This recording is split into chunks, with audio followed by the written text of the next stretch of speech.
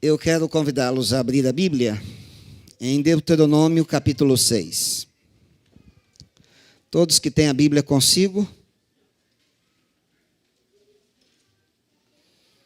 abra agora a palavra de Deus. Em Deuteronômio, capítulo 6, a partir do verso 4. Diz assim a palavra do Senhor: Ouve, ó Israel, o Senhor nosso Deus é o único Senhor. Ame o Senhor seu Deus de todo o seu coração, de toda a sua alma e de todas as suas forças. Que todas essas palavras que hoje lhe ordeno estejam em seu coração. Ensine-as com persistência a seus filhos. Converse sobre elas quando estiver sentado em casa, quando estiver andando pelo caminho, quando se deitar e quando se levantar. Amarre-as como sinal nos braços, prendas na testa. Escreva nos batentes das portas de sua casa e em seus portões. O Senhor seu Deus os conduzirá à terra que jurou aos seus antepassados, Abraão, Isaque e Jacó, dar a vocês. Terra com grandes e boas cidades que vocês não construíram, com casa cheia de tudo que há de melhor, de coisas que vocês não produziram, com cisternas que vocês não cavaram, com vinhas e oliveiras que vocês não plantaram. Quando isso acontecer e vocês comerem e ficarem satisfeitos, tenham cuidado. Não esqueçam o Senhor que os tirou do Egito, da terra da escravidão. Temam o Senhor seu Deus e só a Ele prestem culto. E jurem somente pelo seu nome. Não sigam outros deuses, os deuses dos povos ao redor, pois o Senhor seu Deus, que está no meio de vocês, é Deus zeloso. A ira do Senhor seu Deus se acenderá contra vocês, e ele os banirá da face da terra. Não ponham à prova o Senhor seu Deus, como fizeram em Massá. Obedeçam cuidadosamente aos mandamentos do Senhor seu Deus, e aos preceitos e decretos que ele lhes ordenou. Façam o que é justo e bom perante o Senhor, para que tudo lhes vá bem e vocês entrem e tomem posse da boa terra que o Senhor prometeu, sob juramento a seus antepassados, expulsando todos os seus inimigos diante de vocês, conforme o Senhor prometeu. Ouve, Israel, o Senhor nosso Deus é o único Deus. Em cima nos céus e embaixo na terra, não há nenhum outro como o nosso Deus. Então ame ao Senhor de todo o coração, de toda a força, de todo entendimento. E essas palavras que eu estou ordenando a vocês, fala para seus filhos. Quando se levantar, quando se deitar, andando pelo caminho, quando estiverem comendo, não se esqueçam de dizer para eles quem é seu Deus, para que eles não se esqueçam de Deus. Amarra no braço, coloca na testa, coloca na porta, no portão, para que vocês não se esqueçam de Deus. Sabe, esse texto é tão importante na cultura judaica, que ele tem até nome, Shema, ouve. É tão importante esse texto na cultura judaica, que você chega na casa de um judeu ainda hoje, na porta da casa de entrada, tem uma caixinha pendurada, às vezes de couro, de metal, de madeira, chama-se mezuzá. Isso é tão importante que em Jerusalém, em Israel, você chega na porta dos quartos, nos hotéis, tem uma caixinha desta pendurada. E dentro dessa caixa tem esse texto de Deuteronômio 6 escrito, está ali dentro. O homem judeu, antes de entrar em casa, ele para diante da porta, para diante da caixa, se inclina. Algumas vezes ele beija a caixa, para dizer que aceita o desafio que está ali. Esse texto ele é tão importante que ele retrata a mensagem que Deus pretendia para seu povo em toda a sua história. E eu diria, atravessa os tempos e chega até nós hoje. Ouve, nosso Deus é o único Deus. Não há nenhum outro. Então trate de amar o Senhor. Você sabe que Moisés, ele não iria entrar na terra prometida por causa de sua rebeldia. Então Deus disse, pode se despedir que você não vai entrar. Vou te mostrar tudo, mas você não vai entrar lá. E aí Moisés reúne o povo para fazer o seu sermão de despedida. É o mais longo discurso da Bíblia, praticamente todo o livro de Deuteronômio. E Moisés reúne o povo, e ele, ao se despedir do povo, ele começa a dizer para o povo, gente, vocês vão entrar numa terra maravilhosa. Vocês não fazem ideia. Vocês vão morar em cidades que vocês não construíram. Vocês vão viver em casas que vocês não edificaram. Vocês vão comer alimentos que vocês não plantaram. Vocês vão beber água de poços que vocês não cavaram. A vida vai ser muito mais fácil para vocês em Canaã, lá em Canaã. E aí a vida vai ser tão fácil que vocês correm um perigo. Olha o perigo. O perigo é vocês se esquecerem de Deus. E aí Moisés começa a orientar o seu povo como um pai que se despede do filho que vai para o colégio interno. Imagina, o pai vai enviar o filho no dia seguinte para o colégio interno, na noite anterior, entra no quarto do menino, senta na beirada da cama e começa a aconselhar o filho. É o que Moisés está fazendo aqui. Ele começa a aconselhar seu povo e ele diz, olha, tenham cuidado, vocês correm um risco. E sabe qual é o risco? Vocês se esquecerem de Deus. Porque esta é uma lei da vida. Guarda isso. Esta é uma lei da vida. Quando as coisas são fáceis demais, quando as coisas vêm para nossas mãos sem que a gente tenha que pagar um preço, isso nos leva à irresponsabilidade. É uma lei da vida.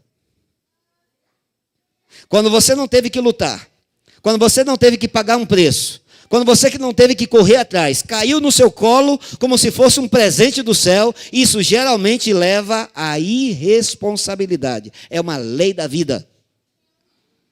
Na minha pequena cidade, onde eu nasci e cresci, morava um dos homens mais ricos do meu estado. Eu sou do estado do Espírito Santo, uma terra abençoada até no nome. E um dos homens mais ricos do meu estado morava lá, na minha época de criança. Esse homem era tão rico que dizem que no dia do casamento da filha, depois de tomar umas e outras, ele bateu no peito e disse que tinha tanto dinheiro que nem Deus contava. O fato é que ele pegou uma doença lá que médico nenhum sabia o que era. E esse homem descobriu uma vacina experimental lá na Itália. Ele pegava o avião dele lá na fazenda, saía da fazenda dele, ia todos os meses para a Itália para tomar essa vacina. Não resolveu, morreu. Você chega na minha pequena cidade ainda hoje, os filhos vivem lá. São muito ricos. Mas qualquer um na cidade pode lhes dizer que aqueles filhos foram irresponsáveis com a herança recebida, porque nunca tiveram que pagar o preço. Não sabiam a luta do pai para conquistar, amealhar tudo que tinham. É uma lei da vida. Quando as coisas são fáceis demais, quando cai em nosso colo sem que a gente tenha que pagar um preço, isso leva à irresponsabilidade. A irresponsabilidade leva à falta de cuidado, ao desinteresse. Ora, se eu não sei quanto custa, por que eu vou cuidar? Você vê isso em casa de filho único, por exemplo. Você entra, brinquedos demais. É brinquedo na estante, brinquedo sobre a cama, brinquedo espalhado pelo chão, no corredor. Você tropeça em brinquedo dentro da casa. Essa criança nunca vai cuidar do que recebeu, porque não sabe o valor de nada. Falta de cuidado, o desinteresse é total. É uma lei da vida. Quando as coisas são fáceis demais, você não teve que pagar um preço, caiu como um presente do céu no seu colo, isso leva à irresponsabilidade. A irresponsabilidade é a falta de interesse, a falta de cuidado. A falta de cuidado leva à perda dos padrões. Os padrões tendem a cair. Se você não cuida, cai. Deixa eu mostrar. Imaginem vocês, para que lá atrás todo mundo visualize, vou pegar aqui de cima. Isso aqui é uma linha de padrões. Os padrões de Deus nunca estarão no mesmo nível dos padrões do homem. Os padrões da igreja nunca estarão no mesmo nível dos padrões do mundo. Então aqui está o padrão de Deus, o padrão da igreja, o padrão do mundo. Só que os padrões do mundo não são estáticos. Com o tempo, eles tendem a cair. Quando eles caem desse nível para esse nível aqui. A igreja se assusta, a igreja se escandaliza, todo mundo fica impressionado. Mas daí passa o tempo, todo mundo se acomoda e aí diz, é assim mesmo. E quando se acomoda, a tendência é os padrões da igreja cair desse nível aqui para esse nível aqui. Passa o tempo, como os padrões do mundo eles não são estáticos, o que acontece com o tempo? Eles continuam caindo. E eles caem desse nível aqui para esse nível aqui. Quando eles caem para esse nível aqui, a igreja se assusta, todo mundo se impressiona e todo mundo diz, olha o que está acontecendo, onde esse mundo vai parar? Que tiro é esse? Passa, todo mundo se acomoda, todo mundo relaxa e daqui a pouco, quando se acomoda, os padrões da igreja tendem a cair também para esse nível aqui. Sabe qual é a tragédia, queridos? A tragédia é que você olha para alguns padrões da igreja hoje, eles estão mais baixos do que os padrões do mundo no passado. É uma lei da vida. Quando as coisas são fáceis demais, você não teve que pagar um preço, isso leva a irresponsabilidade. A irresponsabilidade leva a falta de cuidado, ao desinteresse. A falta de cuidado leva à perda dos padrões. A perda dos padrões leva à apostasia, afastamento de Deus. Foi ou não foi o que aconteceu com Israel? Durante toda a história. Veja comigo, Juízes capítulo 2. Juízes capítulo 2, verso 7 e o verso 10. Juízes 2, o verso 7 diz assim.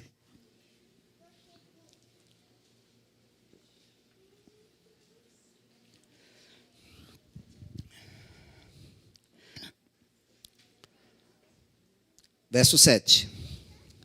O povo prestou culto ao Senhor durante toda a vida de Josué e dos líderes que sobreviveram a Josué e que tinham visto todos os grandes feitos do Senhor em favor de Israel. Verso 10. Depois que toda aquela geração foi reunida a seus antepassados, surgiu uma nova geração que não conhecia o Senhor e o que ele havia feito por Israel. O que a Bíblia está dizendo aqui é uma lei da vida. Diz aqui que Josué e a sua geração conheciam o Senhor. Conheciam os feitos de Deus, porque eles viram os milagres que Deus havia realizado pelo seu povo. Eles não tinham dúvida de que Deus era capaz, Deus era poderoso. Aí a Bíblia diz que uma segunda geração veio, que conhecia o Senhor de ouvir falar. Mas nunca tinha visto os milagres de Deus. E aí uma terceira geração surgiu, que nem conhecia o Senhor, nem conhecia os milagres de Deus. Deixa eu ilustrar isso aqui para vocês. Eu pedi para colocarem aqui 3 cadeiras, então me ajudem aqui, por favor. Me dá uma forcinha aqui. Eu vou precisar dessas cadeiras mais à frente. Me ajuda aqui, Leandro. Pode colocar aqui assim. Outra aqui. Pode chegar mais à frente. Obrigado, viu? Obrigado. A primeira geração foi a geração de Josué. A Bíblia diz que Josué viu os milagres de Deus. Ele conhecia o Senhor de primeira mão. Josué viu o mar se abrir. Ele comeu do maná. Ele bebeu da água fluindo da rocha. Ele viu Deus agindo em favor de seu povo e ele não duvidava que Deus era poderoso. Deus era capaz. Eles tinham uma experiência pessoal com Deus. Não de contar, de ouvir falar. Eles viram os milagres de Deus. E essa geração permaneceu fiel durante toda a sua vida. Aí a Bíblia diz que uma segunda geração apareceu. Que não conhecia o Senhor. Que continuou fiel. Porque vivia de energia espiritual residual. Papai falava que Deus era poderoso. Mamãe dizia que Deus fazia coisas grandiosas. Essa geração sabia orar. Essa geração não aprendeu a orar. Quando precisava de oração, pedia para a mamãe orar, para o papai orar. Nunca aprendeu a orar. Aí uma terceira geração apareceu que nem conhecia o Senhor, nem conhecia o poder de Deus, nem os milagres de Deus. Quando precisava de oração, essa geração ia contar com quem? Porque mamãe não sabia orar. Papai não sabia orar. Quem sabia orar era o vovô. A vovó é aquela mulher de oração, só que vovô e vovó já morreram. Quem vai orar por nós? Então, é uma lei da vida. É uma lei da vida. E é contra esse risco aqui que Moisés disse, olha, vocês tenham cuidado. Porque é fácil demais esquecer do Senhor. Sabe, uma geração após outra. Essa geração aqui, era uma geração que tinha uma experiência com Deus. Essa geração fingia que tinha uma experiência com Deus. E essa geração aqui, caiu no vazio absoluto de Deus. Deixa eu lhes dizer uma coisa, queridos. Nessa vida não existem ateus. Eu vou repetir, não existem ateus. Tem ateu ao Deus da Bíblia. Alguém que diz assim, olha, Jesus Cristo eu não acredito nele. Pai, Filho, Espírito Santo, nele eu não acredito. Mas todo mundo crê em alguma coisa. O homem sempre vai atrás de algum absoluto em seus valores. Seja seu dinheiro, sejam suas conquistas, seja sua realização. Ele vai atrás de alguma forma. Ele sempre vai servir a alguém. É uma lei, é inato ao ser humano. Você vai numa civilização que nunca ouviu falar de cristianismo. Chega lá, tem gente adorando alguma coisa. Tem um Deus aí chamado felicidade. E o homem quer ser feliz a qualquer custo. Vai correr atrás para ser feliz. E ai daquele que passa na sua frente, ele vai passar por cima, porque ele quer ser feliz, é o Deus dele. Então, essas três gerações aqui, uma geração que conhece ao Senhor, uma geração que ouviu falar do Senhor, mas não sabe quem é, e uma geração que cai no vazio completo de Deus. Vamos dar um exemplo aqui? Abraão. Vamos dar nome a essas cadeiras primeiro. Essa aqui é a cadeira do compromisso. Essa aqui é a cadeira da aparência. Essa aqui é a cadeira da crise. Compromisso, aparência, crise.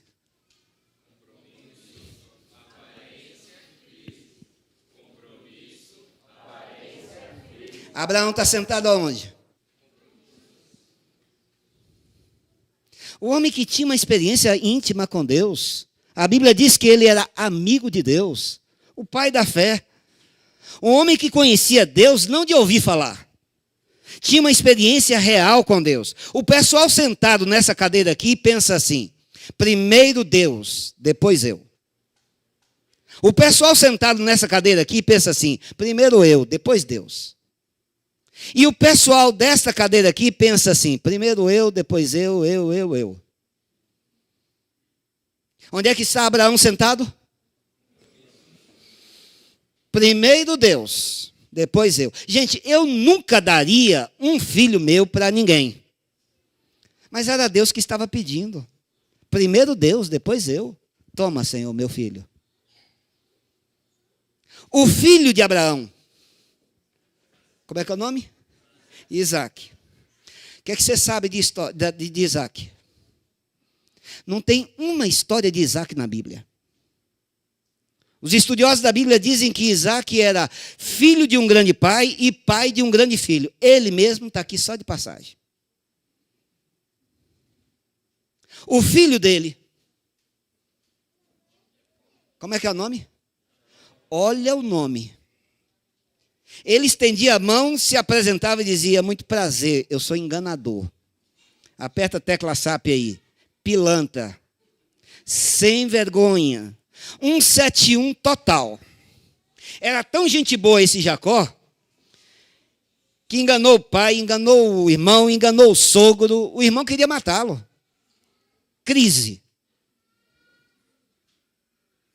Vamos a outro exemplo. Davi. Davi está sentado aonde aqui, minha gente? Onde é que está sentado Davi? O homem segundo o coração de Deus. Abre um parêntese. Adúltero, assassino, mentiroso, sanguinário. A história de Davi está na Bíblia para dizer que homens segundo o coração de Deus não são perfeitos, são coerentes. Quando o profeta confrontou Davi e disse: você pecou, ele não se desculpou. Ele não transferiu responsabilidade. Ele não negou. Ele não se justificou. Ele colocou o rosto no pó. E ele confessou seu pecado. Era um grande pecador, mas seu arrependimento era sempre maior do que seu pecado. Um homem que tinha compromisso total com Deus. O filho dele, como era o nome? Salomão. Meia calabresa, meia portuguesa. Começou bem. Deus disse assim: pede o que você quiser. Ele pediu sabedoria. Começou bem, parecia que era trigo. Só que Deus havia dito que os reis em Israel estavam proibidos de acumular 3 coisas: ouro, cavalos e mulheres. Riquezas, exército e mulheres. Ele se tornou o homem mais rico de seu tempo. Exército, ele possuía o maior exército do mundo em seu tempo. E mulheres, ele tinha 700 no oficial, 300 no paralelo. Parecia contagem de índio. Já viu essa, não? Diz que no Forte Apache, o soldado chegou para o capitão e disse: capitão, os índios estão vindo aí nos atacar. É mesmo? Quantos são? 1.002. 1.002? É, 2 à frente e uns 1.000 atrás. Era a contagem das mulheres de Salomão. Mais de 1.000. Como é que dava conta? Aí teve a noite que Salomão chamou a 200. Salomão tinha uma coisa, a estratégia de alargar as fronteiras de Salomão era impressionante. Salomão olhava para um reino assim à frente, e ele dizia assim: o rei daquele reino ali, quem é? É fulano de tal. A princesa é bonitinha? Bonitinha. Então caso com ela. Aí olhava para o outro lado e dizia: e aquele reino ali, quem é o rei?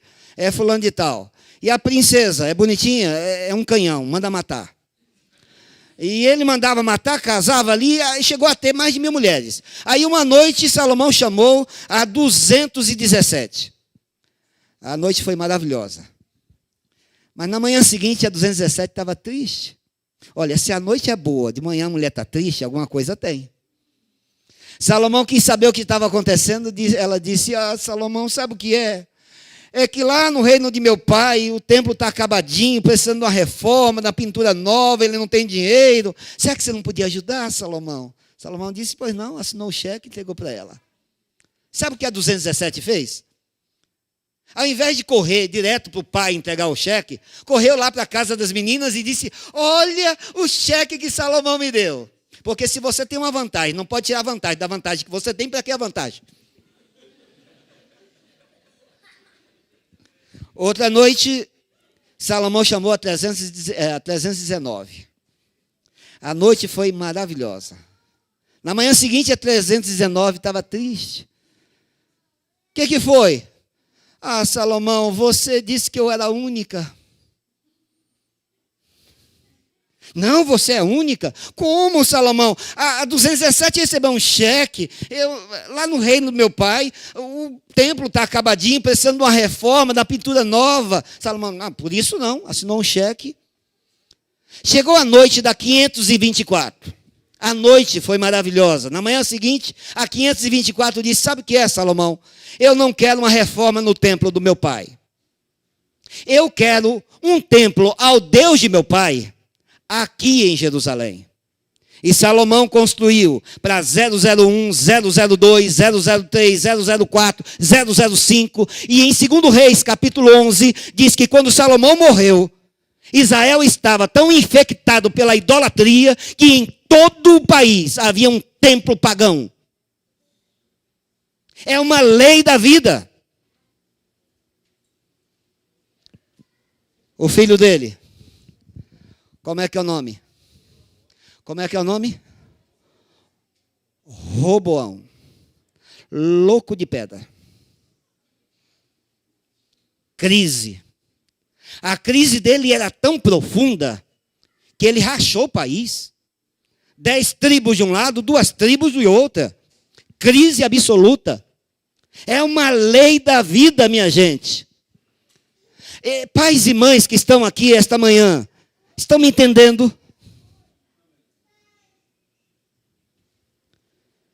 Sabe como é que o Novo Testamento chama essa gente aqui? Esse aqui, o Novo Testamento chama de espiritual. Esse aqui, carnal. Esse aqui, natural. E lendo a palavra de Deus, eu percebo que, de acordo com o céu, a situação deste aqui é menos complicada do que este aqui. Você olha para esse sujeito aqui, tem hora que parece que é. Aí você olha melhor, não é. Às vezes é. Às vezes não é. No sábado é. Na segunda-feira não é. Na igreja é, mas no trabalho não é. No clube de desbravadores é, mas na escola não é. Você olha, parece trigo. É joio. Não, é trigo. Joio. É joio. Não, é trigo. É joio. É trigo. Você não sabe o que é. É uma miséria que nem Deus aguenta. E o que é pior? Dá munição para esse grupo aqui. Esse grupo olha para aquela gente ali e diz, é isso que é ser crente? Quero isso para a minha vida, não. Sabe como é que o Apocalipse chama essa gente aqui? Esse aqui é quente. Esse aqui é frio. E esse aqui é um nojento que nem Deus suporta. Você está querendo enganar quem? Eu estou a ponto de vomitar você da minha boca. Sabe, queridos, esta manhã pode ser que eu esteja falando para alguém que veio aqui pela primeira vez, talvez. Ou talvez tenha vindo já outras vezes, mas ainda não tem uma experiência pessoal com Deus. Nunca sentou-se na cadeira do compromisso. Se você veio aqui esta manhã e está sentado nessa cadeira aqui, eu lhe digo em nome de Deus. Hoje é o dia de você sair daqui. E não é para sair dessa cadeira e passar para essa, não. É sair daqui para esta aqui, para assumir um compromisso pessoal e íntimo com o Senhor. Hoje é o dia. Agora, se você veio aqui esta manhã e você está sentado nesta cadeira aqui, Deus tenha misericórdia de você. Porque nem Deus está aguentando mais você.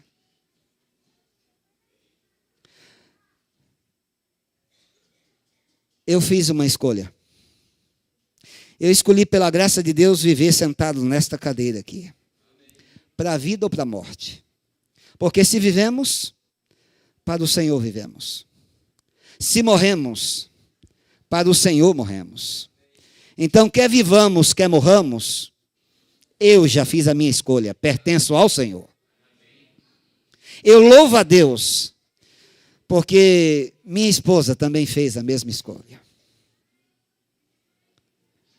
Geralmente, quando eu me levanto pela manhã, ela já acordou. E quase sempre, quando eu me levanto, eu a vejo ajoelhada em oração. Minha esposa está aqui sentada na cadeira do compromisso. Eu dou graças a Deus porque meus filhos estão sentados nesta cadeira. Meu filho faz teologia, vai se formar pastor esse ano. Está hoje encerrando uma semana de oração lá em Votuporanga. Eu vinha no caminho e a gente se falando bem uma meia hora. Ele realizou a semana de oração do colégio e da igreja. E ele me contando as bênçãos, a alegria dele. Eu louvo a Deus. A minha filha tem uma experiência tão linda com Deus. Tem um programa de oração intercessora que eu tenho inveja. Agora, em julho, ela foi para o Amazonas fazer missão.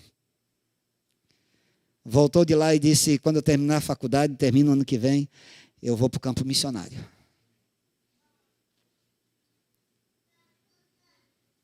Eu espero em Deus que meus filhos, minha família, esteja para sempre aqui sentada na cadeira do compromisso.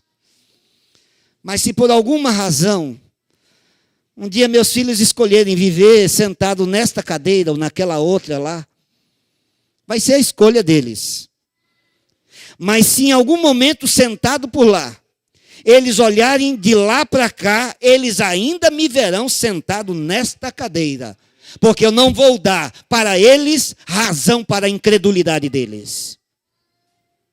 Para a vida ou para a morte, eles me verão sentado aqui. Porque estou seguindo a Jesus Cristo. Desse caminho eu não desisto. Esta manhã, eu queria perguntar aos pais e mães, seus filhos, quando olham para você, veem você sentado aonde?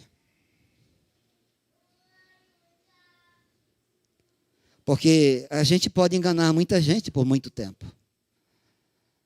Mas onde seus filhos estão vendo você sentado? Você está sentado na cadeira do compromisso ou da aparência? Que esta manhã nós saímos aqui com uma decisão no coração. Para a vida ou para a morte. Pertencemos ao Senhor. Estou seguindo a Jesus Cristo. Desse caminho eu não desisto. Eu queria cantar com vocês. Vocês topam? Pessoal do louvor aí, ajuda? Estou seguindo a Jesus Cristo. Do nosso Inário, eu acho que é 474, se eu não me engano. Vamos lá. A equipe de louvor pode vir. E eu quero perguntar para vocês, quantos esta manhã gostaria de declarar ao Senhor, estou seguindo a Jesus Cristo, desse caminho eu não desisto. Atrás do mundo, Jesus na frente. Jesus o guia, onipotente. Se me deixarem pais e amigos, se me cercarem muitos perigos, atrás do mundo, Jesus na frente. É esse o desejo do seu coração? Então fica de pé para louvar o Senhor. Que uma geração viva, comprometida com Deus, se levante hoje na sua presença.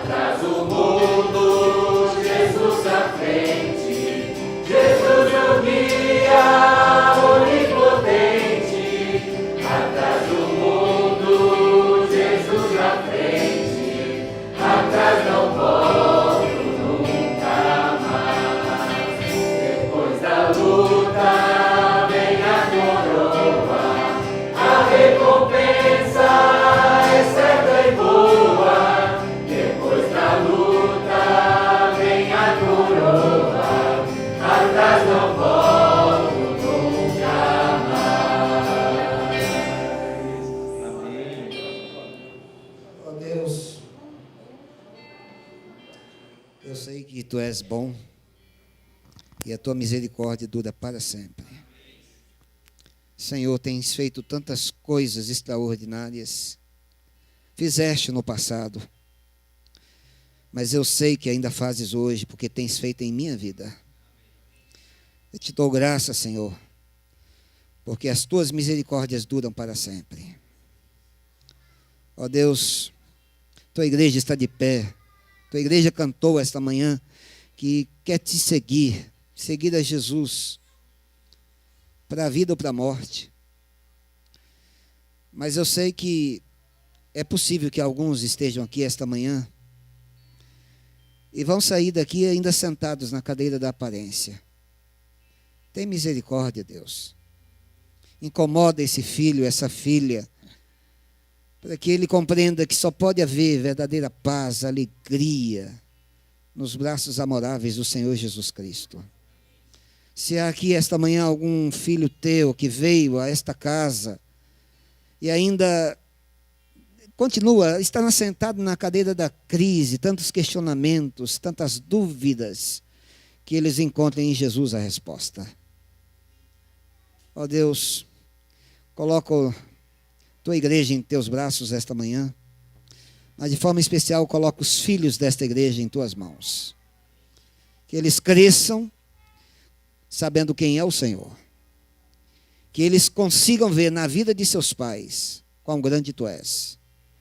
E que os pais e mães dessa igreja possam dizer a seus filhos o que foi que Deus fez por eles. Que nós contemos às novas gerações que nosso Deus é grande, Ele é capaz, Ele é poderoso. Porque nós queremos te servir para sempre. Nossos olhos estão voltados para ti e nosso coração está preso, amarrado à recompensa. Fica com teu povo, dá a todos tua bênção esta manhã, no nome santo de Jesus eu te peço. Amém, Senhor. Amém.